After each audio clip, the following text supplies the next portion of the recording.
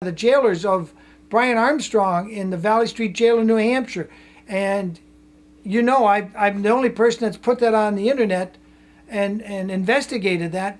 Give me $100 in Brian Armstrong's name. I've interviewed his son now that he's 19, and that boy's life will never be the same without his dad. He was murdered by jailers in the jail, and they've never been prosecuted. Wilbur Street, dead now since August of '04. I was the only person to interview him. I had to go to New Jersey. If you care about Wilbur Street's kids, and some of those are still minors, donate $100 in Wilbur Street's name to the MJJ Innocent Forever Foundation. Help us show what unaccountable, malicious prosecutors can do to innocent people. We got to start somewhere, and even though Gaston case is on court tape, we have that, and I've done more investigations, and even though Wilbur Street's case is fairly well documented, no case is as well known or as well documented as Michael Jackson's case, and the man can't sue for malicious prosecution now because he's dead. But we can still go after the malicious prosecutors criminally and indict them criminally. And even if a jury refuses to convict the prosecutors because they think the prosecutor just made a mistake. No, they didn't make a mistake. This was premeditated felony with malice aforethought by Tom Sneddon, Gordon Auchincloss, Ron Zonin, and Meg Nicola. It was premeditated. Only if it was a novice prosecutor would you give somebody evidence with no gloves on. I think even a novice prosecutor would have known better than that. Sneddon did it after 25 years of being a prosecutor. That's not a mistake. That's malicious prosecution with intent to create false evidence. And that's what he did. And we, the living, have a duty, not out of hate, but out of a duty for justice, for our own sake, for our kids' own sake. We need to prosecute these prosecutors, only it isn't going to come out of the DA's office. They're going to cover their tracks. The one thing we've got going from is because they committed fraud. Fraud stops the statute of limitations from running out. Bingo. We got them. We just need the money. And you know, there's people out there that say they love Michael. Kathy Hilton, her husband, say they love Michael. They could give $1 million out of their petty cash fund, and they probably wouldn't even notice it. You know, they wouldn't even notice it. The Hiltons could set up an event in every Hilton hotel in the U.S. and say, Wagener, you just show up. We're gonna guarantee you just come, have people show up, and have Larry Nimmer show the slides, and get Mesereau or Susan Yu to come up and tell their part of it, and we'll pick up the cost. There's a lot of things people could do. We could be producing this movie by November. We could be in full production if we just had the $3 million to do it. But when we get to $1 million, we're going to start. We're going to start. Any other questions? All right, one question from Goldman. We'd like to know why can't you make documentaries like Pearl Jr. did? And I know what your answer will be, but can you give her or him that answer? Why aren't you able to just make documentaries like Pearl Jr. did alive? Well, I don't consider what Pearl Jr. did a documentary, number one. Number one, I don't consider, if you're talking about that thing she was selling for $30-some that kept asking the same question to different people talking, that's not a biopic. What I have in mind to do, it's got to be so riveting, it's got to be word for word from the court record. Hers was not from the court record. Word for word, the court record will prove beyond any doubt that Michael was the victim of at least 3 felonies. And a good lawyer like Susan Yu could probably go over that record and come up with 5 more felonies. Maybe not all committed by Tom Sneddon. Some of them maybe by Auchincloss and Ron Zonin.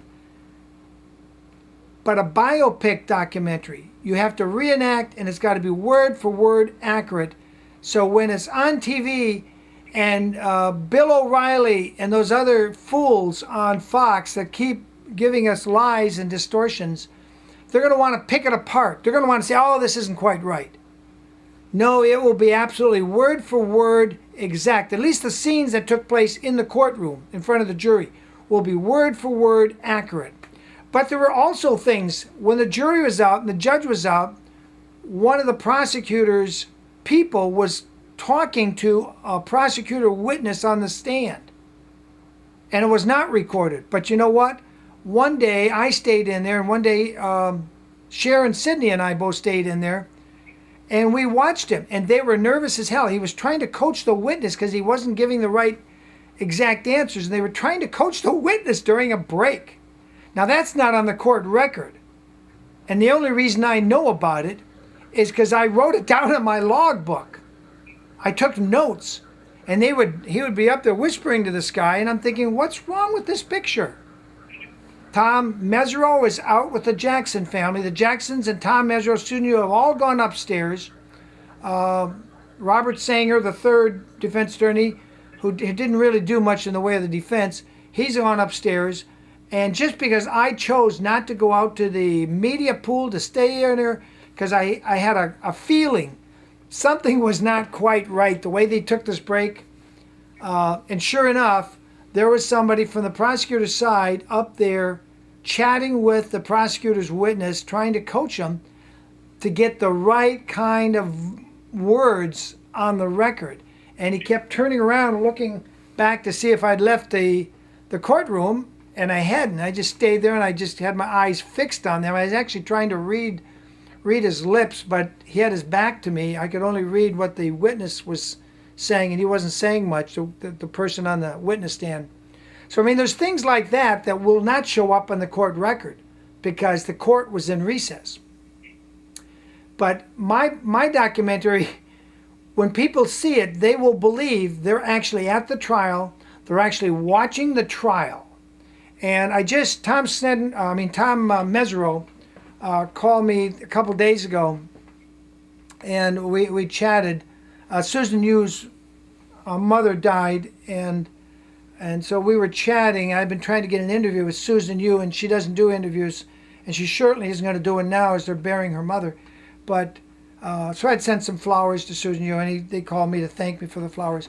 And Tom and I were talking. I said to Tom Mesereau, Tom, when we get, not if, but when we get the money and we start to do the documentary, would you be willing to play yourself in the film? And it had never occurred to him. And he said, well, he was probably not inclined to do that. He didn't know, but I think I got him thinking about it. And maybe Mesereau would. And the reason I ask is because I want people, when they're watching this biopic, it's going to be word for word accurate. If we could get a few of the people, a few of the jurors to come back and play themselves, Tom Mesereau to play himself, when you're watching this, you will virtually be watching the trial in action. You will see the real people there. And watching that on TV, good people in Santa Barbara and around the world will say, oh my God, look what a travesty was committed against an innocent Michael Jackson, and the media lied to us. At least most media. I can say the Italian media did not. The Italian media was here for a while, and I was talking to their cameraman, their head cameraman, and he said, oh, this is a bunch of crap. And they packed up and they left. They could see early on in the trial they weren't going to waste any more money or time here. And the Italian station for, I don't know what was the #1 channel or main channel in Italy, they packed up and left. They weren't here on through most of the trial because they could see it was the whole thing was concocted. It was lies and distortions, and they could see it. They left. So there's no comparison between what Pearl Jr. did. I don't think she had 3 sentences off the court record in her documentary. 80% of mine or more will be word for word exactly what happened on the record. But then there'll be that little scene off the record that I saw, that Sharon Sidney saw, and I think there's 2 other people stayed in there, while the media was out spinning it, and I'd gotten tired of the media spin, I'd gotten tired of Diane Delusional, I'd gotten tired of her stupid, inane questions that didn't fit the evidence, especially the evidence when it was refuted, that I didn't want to go to the media pool that day, and I suspected something fishy was going on with this witness, and that's why they took the break. And sure enough, they were trying to coach that witness during the break. The prosecution side was. And if people get the idea that Michael's attorney pulled a fast one, no, he didn't. If anybody got away with something, it was the prosecutors. As far as I'm concerned, that witness, you know, I wasn't allowed to testify, but had someone said, well, you know, did anybody coach you during the break? And the guy had said, no, I would have probably just stood up and said, yes, he did. I was here. I saw him. But that didn't occur, and they probably would have thrown me out of the courtroom at that point. And then Tom Mesereau could have called me back as a witness to refute their denial that he'd been coached during the break. But there was lots of little stuff like that that went on. Isn't on the court record. So when you fill that all in and you see how biased in favor of the prosecutors this was, and just little things like low fives. You know what I'm talking about, low fives? Low fives, when the prosecutors were going in, and I've got the footage of this, I haven't published it yet. You'd see, I think it was Gordon Auchincloss goes in, and one of the bailiffs who's now retired, he gives him a low five as he goes in to the prosecutor. But when Susan Yu and Tom Mesereau and Bob Sanger come in for the defense, he folds his arms real stiff and you know, unfriendly like. But when the prosecutors go in, he gives them a low five. And that got caught on tape, people. Yes, it did, and I've got the proof. I've got the pool footage. I bought the pool footage that day just so I could get the low fives on video record. And I've got it. Maybe I'll get it up if I get enough things done. If I see we get $50,000 come in and we're getting close so I can start looking around to rent a production office, maybe I'll have time to do that. Any other questions? Any more questions? No, I guess we're done. I'm glad you clarified that because people wanted to know. And also, I don't know if you had added, William, this biopic documentary that you're working on, you're looking to buy your time, television, your time, correct? Correct, and that'll take another $10 million at least just in the USA.